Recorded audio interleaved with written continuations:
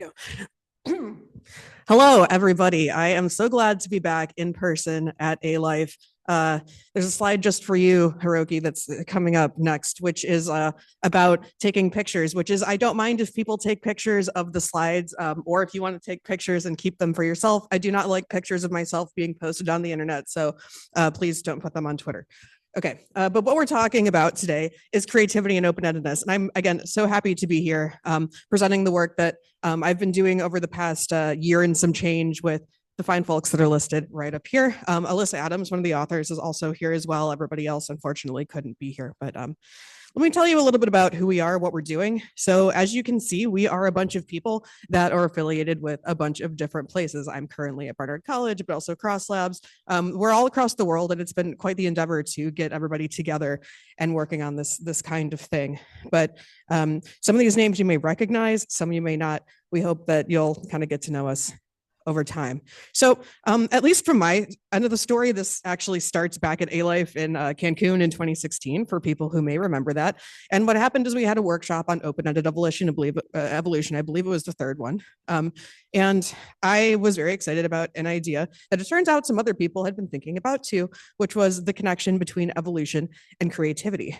So I had a short workshop paper. Sorry, I'm just going to move this real fast because that is distracting as hell. All right, you can just, there we go, it's still usable. Okay, so I was asking the question of whether or not evolution is fundamentally creative, and this is a short workshop paper that has vanished from the internet, but I have it, it's okay.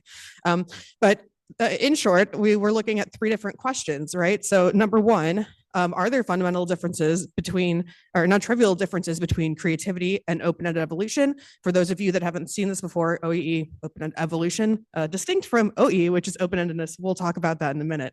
Or are they the same thing?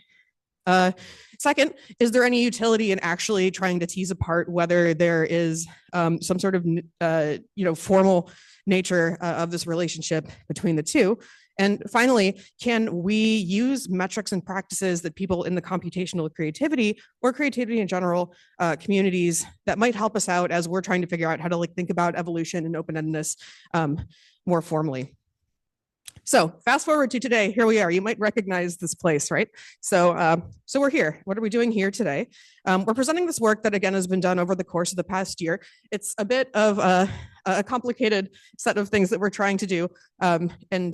This is kind of, again, the summary of all of us coming together and working on this. So what I want to do in this talk in particular, going from that thing you just saw to where we are today in 20 minutes, is provide a brief introduction to artificial life and computational creativity. You may be familiar with both of those things, or just one, or neither. And we're here for all of you. Provide a really brief survey of the very small amount of works that are connecting these two fields, and more importantly, raise some new questions to think about. So this is going to be a little bit more of a little bit different of a talk than I think we may be used to here, and there probably actually will be more just time for questions, because the whole point of what we're trying to do is open up more of a discussion, and that involves all of you, not just us. But in short, also, this is just the tip of the iceberg. So again, a lot of the contributions that we are presenting here are more in terms of having a survey and a review. I'm not going to go through all of it, you'll see. So please check out the paper. The proceedings are online. Okay, so why are we talking about these things together, and why are they important? So computational creativity, if you see CC, that means computational creativity, and open-endedness have been talked about as computational creativity as the final frontier of artificial intelligence research, and open-endedness as the last grand challenge for artificial intelligence research. Now, I'm, just to be clear, not saying that everything we do should be about artificial intelligence. I'm really happy that a lot of these ideas from artificial life have been kind of percolating into that community. Again, we can talk about it later. But that is, we should be taking this thing seriously, right? A lot of people care about it. So again, the question we're asking is, are these different concepts or how are they connected? And are they different? So let's go ahead to a little bit of brief background. So again, by the way, just for context, the computational creativity we're all kind of interested on this paper, is Christian Guckelsberger. I personally am not here to answer questions about computational creativity. I find it very interesting, but this is not my primary area of expertise. So I will defer if you ask some questions to follow up via email, which actually we'd love you to do anyhow. But what is it? We're talking about the art, science, philosophy, and engineering of computational systems, which, by taking on particular responsibilities, exhibit behaviors that seem creative. A little vague, but it's all right. The important part here is there's actually, even just in like 1988, at least 50 different definitions. Now, those of you who have been following the sort of progress in open-ended evolution probably are also familiar with the idea that there are a lot of different definitions. People can't agree on what this thing is, how to measure it, how to define it. And that's kind of where we were starting at with a lot of these conversations. And there are some surveys listed in the paper, so go check those out. But again, similar to how we might think about open-endedness and open-ended evolution, researchers in the CC field are talking about both understanding human creativity and producing machine creativity. Now, this kind of mirrors some of our approaches in artificial life, where we're talking about not just, using these systems to understand the science of evolution and life and things like that, but also perhaps turning what we understand into algorithms that are more engineering oriented, right? So can we understand it? Can we do it? Can we make it?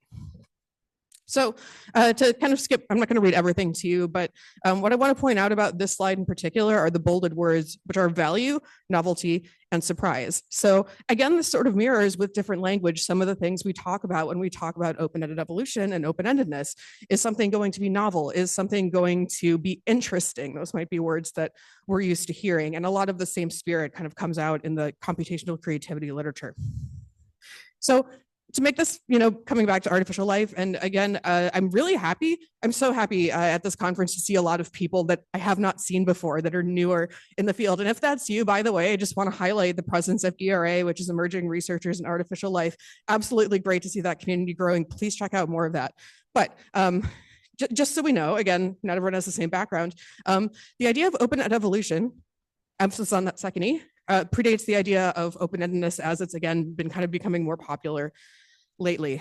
And our approach in artificial life is to generally approach a lot of these questions about what evolution is and how we might engineer it by creating virtual worlds. I'm just going to show some quick pictures, but they look kind of like this. We have some digital evolution simulators. We have some more simulators that are more physically embodied. They kind of look like this. That's mine. It's my little baby. It's great. You can check that out. We have a lot of definitions too. I'm not going to read them all to you, but what I want to highlight is the fact that many people are defining what we're talking about in many different ways. And again, just like creativity theory kind of has many definitions for, what that might be. We're that way too. Fast forward a little bit. So again, this is starting at like 2008. There were some works that were starting to talk about open-endedness, not in the context necessarily of evolution, raising the question of, is evolution necessarily open-ended? Can something be open-ended without being evolutionary? Can it be evolutionary without being open-ended, right? So again, the focus of this talk is to draw connections between these two fields and to see where they might differ. So what we're looking at is sort of the limited works that have combined these two fields explicitly. So we ignored a couple of things, partially because a lot of this work actually in creativity and open-endedness design does relate to fields that are a bit unfamiliar to us, at least, might be about education, psychology, that kind of thing. So we kind of ignored a lot of those papers for now. We would probably be interested in looking at that in the future. Again, tip of the iceberg, right? But one thing that I want to highlight here is that we're talking about open-endedness actually as a process and a property, not as a property of like tasks, environments, those kinds of things. It's not that they're not important and that we don't care, but we have to start somewhere. So for now, that's what we basically started with. So one of the first works that was, again, looking at these two fields in tandem, was actually by Tim Taylor in 2002. So you can go check that out. But we're looking at sort of, how are these things similar, different, right? Fast forward to 2015. This is a paper by Margaret Bowden, who some of you may know, who is very big in creativity theory, right? And she explicitly had a paper that was about creativity in A-Life. Now, what's important about this one is it's not about creativity and open-endedness specifically, or open-ended evolution specifically, but she was doing some work relating her ideas to the field, and I'll explain that in just a second. So with Bowden's theory of creativity, in case you're not familiar, there are three different kinds of creativity. One is combinational. So we have the creation of new concepts or artifacts by combining features of existing ones. We have exploratory creativity, where we are basically traversing a space of those concepts to construct or discover new and valued instances. And then we have transformational creativity, which is basically making new things possible over time. To sum that up, there's an illustration also by Tim, which is fantastic, talking about, you can kind of see how those three concepts map to ways we might think about open-endedness. Pretty neat. So again, I'm going through this quickly, mostly just because what the takeaway here is we've been looking at a lot of the same things with similar language in similar ways. And again, our question is, are these things the same? Are they different? In what ways are they similar or different? So here's our basic summary of what we're talking about. And one of the contributions of this paper are all these new connections. As you can see, there's a lot of them. So this is a screenshot of something from the paper, right? This is not even the end. This is not even it. A lot of these are very specific questions related to creativity theory. And one of our other goals in doing this work is not just to be talking to artificial life researchers, but also computational creativity researchers. So some of these, again, very specific things we can see, like, okay, there's a lot of background needed about Wiggins and Ritchie's formalisms and extensions of the creativity theory. So if you're really in creativity theory, do have a look at that. But for our purposes, and what I would like to talk to you about today, this week, over the course of the next year, are the following questions. So number one, can we translate research facets and goals from computational creativity to open-endedness research, and the other way around? Is there utility in doing so? So for instance, and I love this, we might be thinking about creativity as it might be, which is something that Christian Guckelsberger proposed a while ago. And for those of you who have been around the artificial life community for a while, or those that haven't, we do talk about life being not just life as it is, but life as it might be, right? So again, we're kind of hearing some familiar echoes. Question number two. And this is general, and actually maybe this is kind of something that we can talk about as a discussion. So can engagement with the other disciplines' research heritage, and not even just the heritage of computational creativity and artificial life, but even like research agendas that might come from communities that some of you might also be involved in, can that basically help inform our own ideas about what creativity and open-endedness are? Third, and this actually I would love to talk to more people about, right? So as noted, there's been a lot of language about open-endedness that have become more prevalent in modern machine learning culture. So we have workshops such as ALLO, Agent Learning and Open-endedness, and I can't remember the other one off the top of my head, but basically in a number of larger AI conferences, we've again heard a lot of language about open-endedness becoming kind of popular. So what I want to point out is that open-endedness as a thing is not just about optimization. I think a lot of the recent work that has been coming out of those communities has been kind of, this is my personal opinion, this is not necessarily reflective of the other authors, but kind of taking open-endedness and forcing it into this optimization shoe that doesn't entirely fit. So again, thinking about things in a different way, maybe help us make a distinction about what this is, why it matters, what people might want to take away from our work and put into something else. And then finally, and that's actually kind of the same idea. Can the language of creativity and open-endedness be used to inspire novel research in fields outside of computational creativity and artificial life communities? So I know that was a bit of a whirlwind, but again, my idea and focus here is to talk to all of you. So maybe leaving a little more time for questions is good. So that is the end of this talk. But again, actually just maybe the beginning of what we're doing. So if you're interested in joining us, please reach out. I would love to talk to you. So would all of us. Thank you.